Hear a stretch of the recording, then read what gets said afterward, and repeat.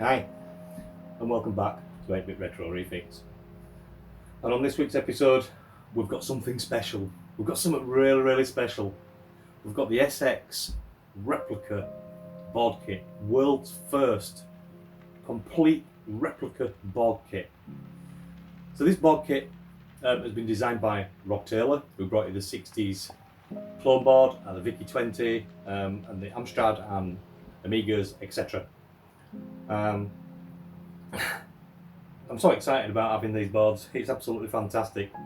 One of the reasons why I were after one of these boards is because I wanted to convert an NTSC system into PAL, which is a little bit difficult.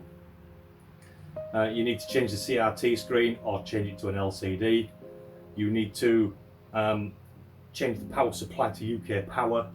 You need to change the clock crystal, the jumper for the NTSC and PAL. You'll need to change the VIC chip. Like I said, once you've done that, you can't see anything on the screen really. It's all in black and white on the SX, but out the back it's got a good clean PAL signal. So you do need to put an LCD screen in or get a PAL CRT screen, which finding a PAL CRT screen for an SX is rare as hen's teeth. So what we're going to do first is I'm going to give you a bit of a rundown and let you take a look at these boards. We're going to go through every single board that Rob's producing. There is one more board that we do need to address, but you'll see that at the beginning of the video. So I'm going to go through these boards, a little bit of a montage, putting my SX back together, and then we're prepared to putting in the world's first replica CPU board. So instead of me rambling on, hit that subscribe and hit that notification bell and you'll be notified of all the up and coming videos. This is the first episode of the SX64 rebuild with parts and replica boards. It's not a complete replica because it doesn't need them. It's just missing a CPU board and some other bits and pieces. The Commodore lad were really helpful for me at the beginning. I picked up this SX. I'll see if I can find some pictures. If I can find them again, because it's been a while now, I'll pop a few up there as I'm talking.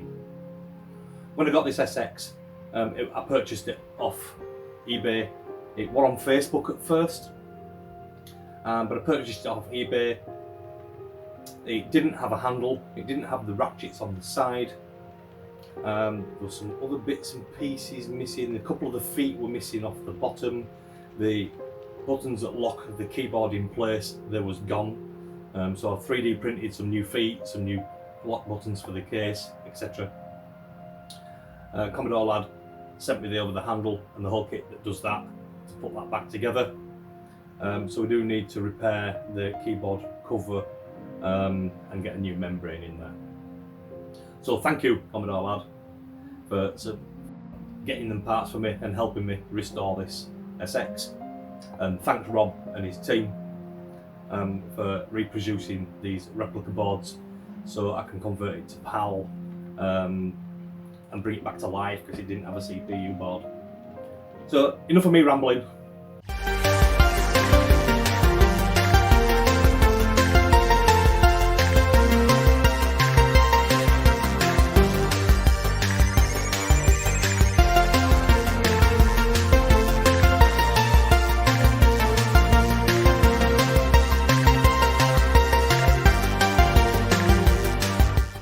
So let's take a look at this full replica SX64 complete PCB board kit. This kit will allow you to build your own. Maybe we're not going to be able to produce and provide cases, keyboard cases, wiring, etc. and things like that for inside it. That's for you guys to do. What we've done is, what Rob has done, should I say, is replicate the complete set of motherboards inside an SX, and these are being made so people can make their own if they wish, or they can restore some old ones that have got parts missing, or just simply play around. Even if you want to take the I/O board and modify it so you can put an extra disk drive in there, you can do that as well. But all the casing wise, cases, stuff like that, that's all down to you guys. So let's take a look at these replica boards. So this is the user port board for the back of the SX, which carries both the joystick ports and your serial port and your video port along with that. There is some errors that manufacturers made. If you look them up, I think there's one of the traces on the boards that you have to cut. These are exact replicas. They're not modified. It hasn't had the modification tweaks or anything like that. These are exact replicas. So if you guys want to do the modification tweaks, you are more than welcome to. So as you can see on the back here, these are prototype boards. So I'm going to fetch it up for you just to have a look, so you can have a closer look. So we've got the PCB, Rev A, and you can see all the down on that. They're beautiful looking boards. They're lovely to solder on. Let's take a look at the back side. So this is the underside of the board. Again, it's really nice when looking at it. And it's all been reverse engineered there, look, by Rob Taylor at Peebo UK, with special thanks from Ian, the Brew, myself, Steve Judson, and the Commodore lad. Me and the Commodore lad, which is known as Adam Kane, have contributed by sending the boards in and testing these boards as well for Rob and his team. So it's nice to see my name there down on the bottom of that board. Thanks Rob for putting them on. Makes me feel like part of the team. Well, I suppose I am part of the team. Yeah, I am part of the team. And it's absolutely fantastic that we're here doing these for you guys for the run up to Christmas. I know that it's a 2023 release. We don't know yet what month. We're hoping that it's going to be early 2003, but we'll have to see on that side of things. So that's the user port board. So I'll set that to one side for the minute. The other little board that we have here is the control board for the front of the panel, you know, that controls the volume, the contrast, the brightness, and the tint. Okay, these boards has got tint down here, but I believe it's V-hold that you get on the PAL versions. This one's NTSC, but we have got V-hold that we can correct up there anyway. So we're going to have V-road, probably have V-road twice if you decide to use this board. I'm not going to be using this board, although I have installed one to test and make sure it's okay. You'll see that in the video after we've looked at these boards. But the BAL one has the V-hold down at the bottom. I'm going to be changing that into an LCD screen, so this board panel will end up coming out anyway. So that's your board. Again, these are prototype boards, so they are not the finished version. You know, Rob does some beautiful colours, absolutely fantastic colours that they do. I love the purple and gold, that's awesome. I like the blue and the gold, I like the red and the gold. The colours that Rob does are absolutely stunning. And again, as you can see at the top of there, by Rob Taylor, Ian, the Brew, myself, Steve Judson, and the Commodore lad. So I'm really impressed at seeing these up here, and I hope you are as well, Adam. It's nice to see my name on these boards. I'm so chuffed. I'm so happy that I reached out to Rob to do this. There will be a story a little bit further on as to how this all came about and how Rob decided to start doing these, but that'll come up in a future episode. So that's the CRT control board.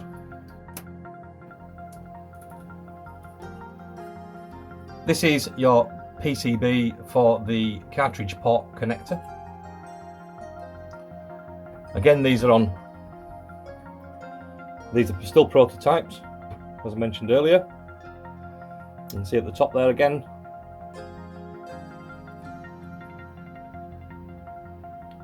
Really nice boards to solder on. I don't need to do this one because mine already has a board inside it.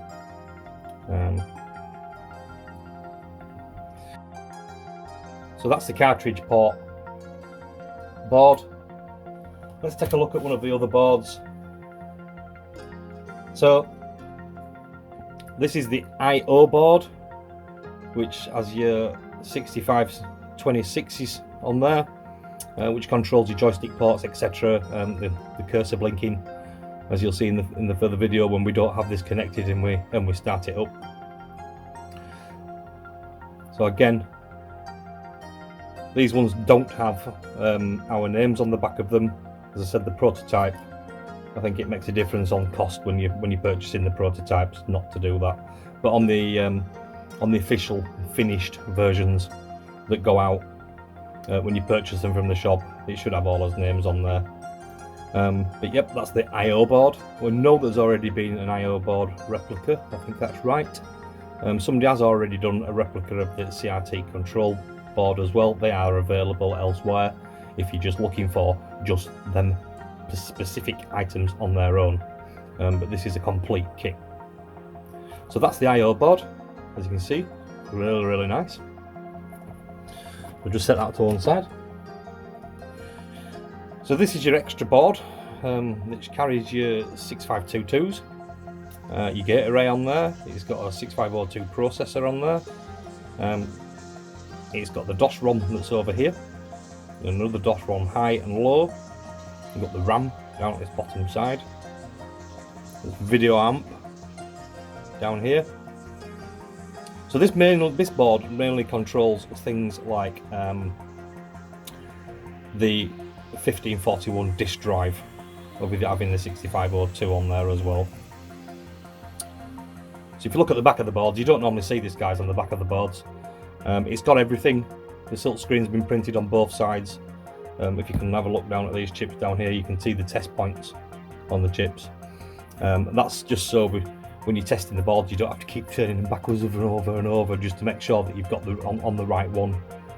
So if you were looking, say for instance, to C15 there, if you were working on the back of the board, you've got C15 there, look really easy to see.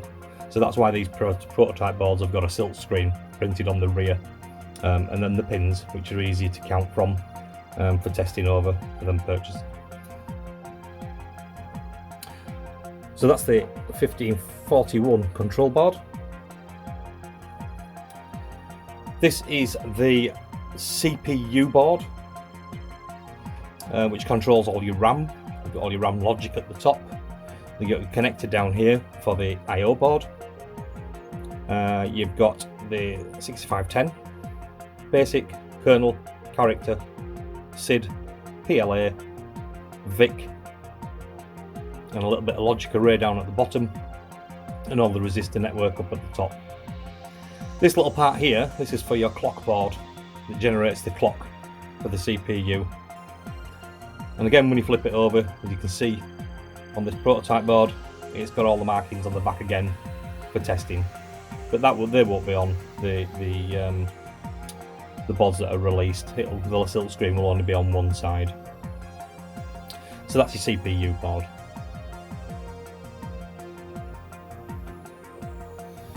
So on your CPU board, I mentioned that little clock on there. That is an exact replica of the clock board if you want to do that. If you want to go exactly to them boards, you can build this one and use that. Ian also created another board that we can use on there instead, which is a lot less build time, which you use a 8701 chip. It's also got the crystal at the top over here. There's the jumper point there, so you can change it from NTSC to PAL, whichever way around you want to do it.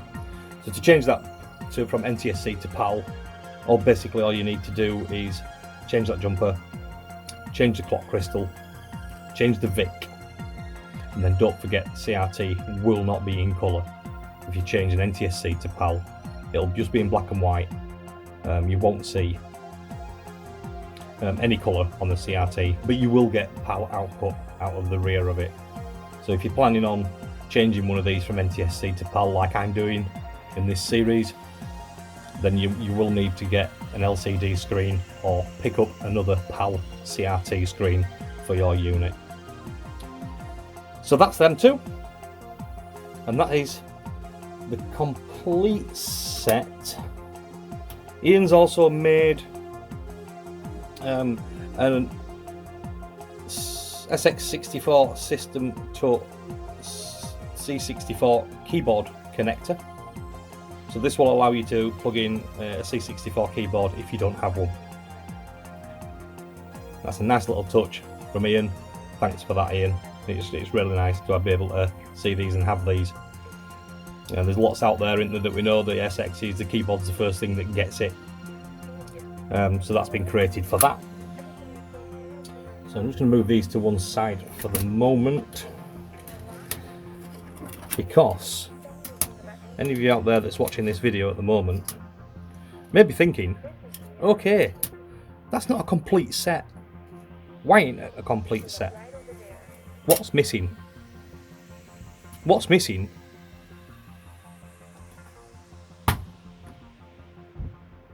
The keyboard PCB. I was thinking about this earlier on. This PCB, we need to do one of these. These are getting smashed up all the time. All the little things underneath, they put the keys, you can get 3D printed. You can get little springs for the underside of them, so you can build yourself a complete board. If you can find somewhere that does these trims and is good enough with 3D printing, you should be able to print a front from a 3D printer. You should be able to complete this. As you can see, it's broken with this trim, so you should be able to 3D print one of these as well. I don't know whether I've not seen any STL files for these out there, so if somebody is kind enough to let me know where you can get them from, that would be great. This one has a little break in it, so I'm hoping to be able to repair that in a later video. The case itself is in pretty good shape.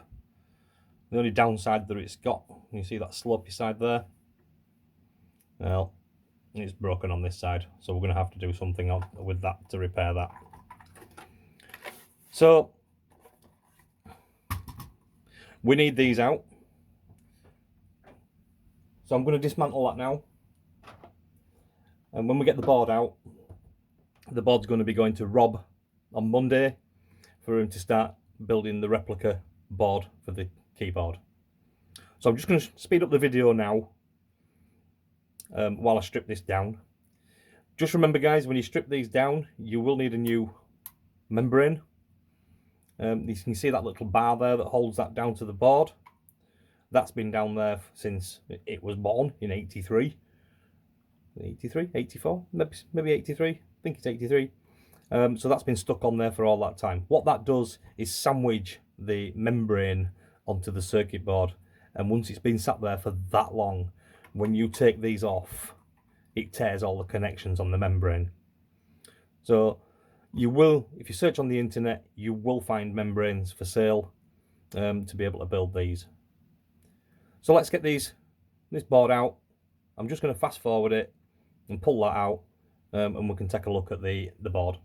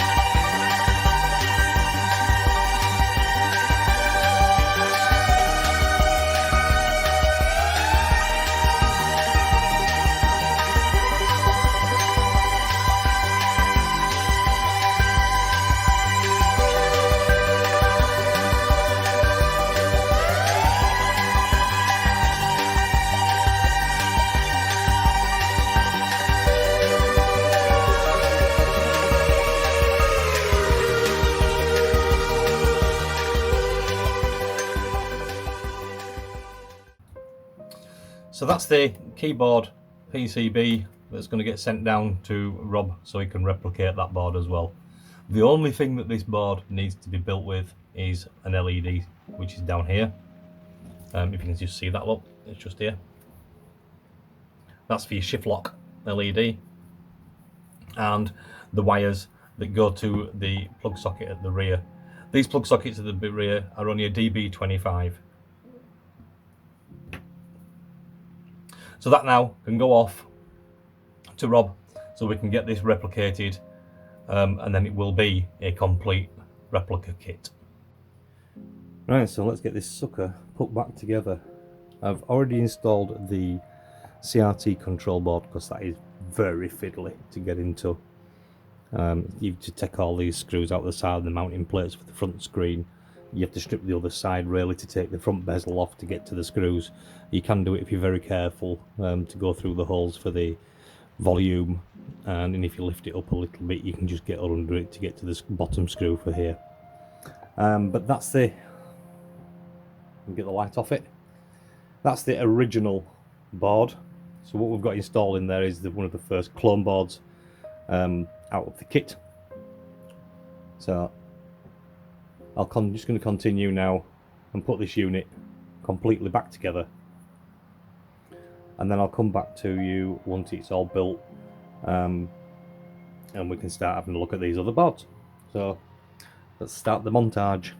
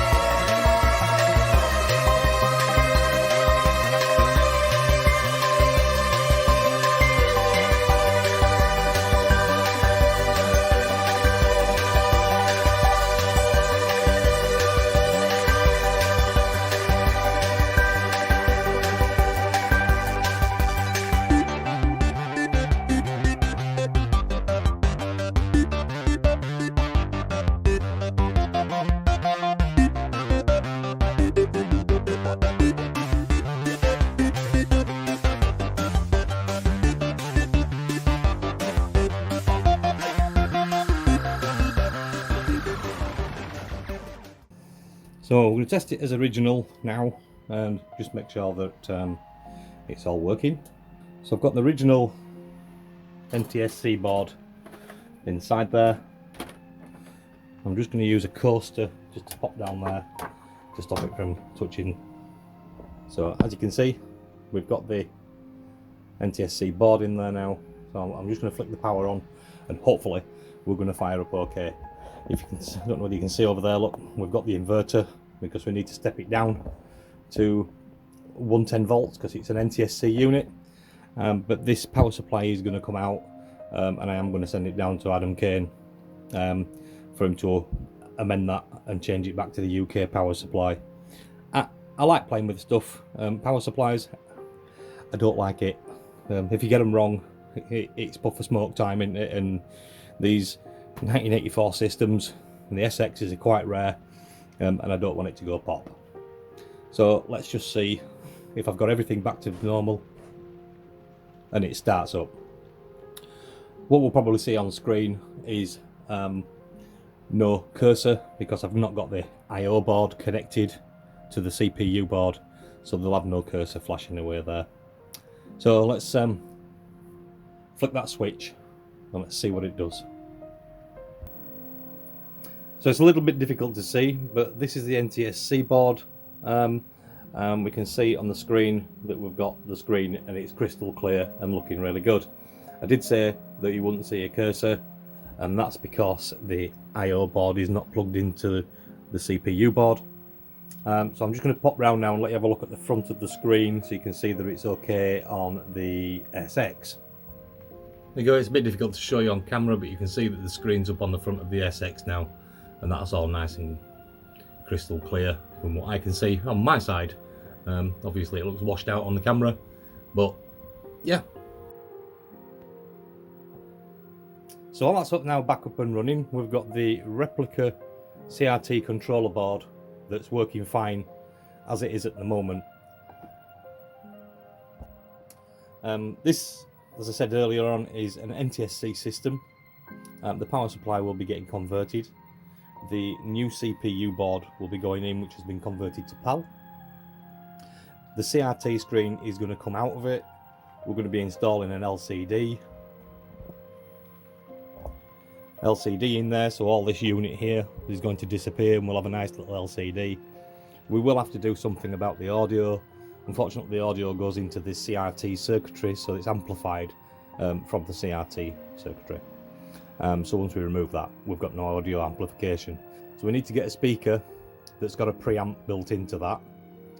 Once we've got that preamp built into it, we can feed the audio into it, and that should be okay and not a problem at all. I will be installing a switch as well. I'll quickly show you.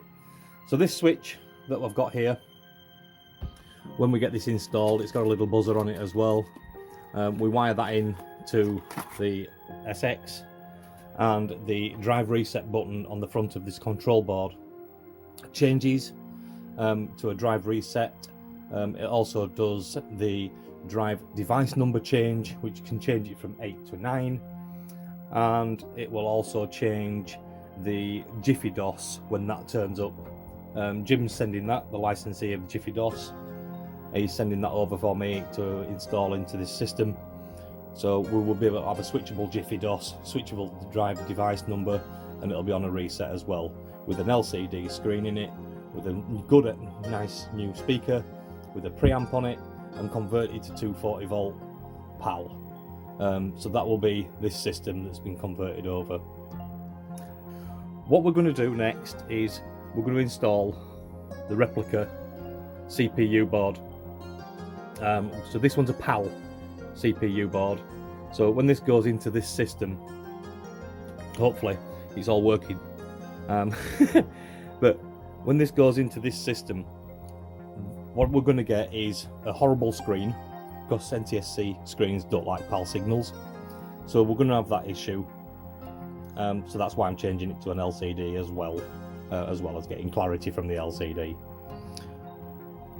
So as I said, that screen's going to be rough. The screen up there that you've just seen, we're running on the NTSC, won't look any different apart from a little bit of aspect ratio. This telly does support PAL and NTSC, so you're not going to see any difference on there. It will only be on the CRT down at the bottom.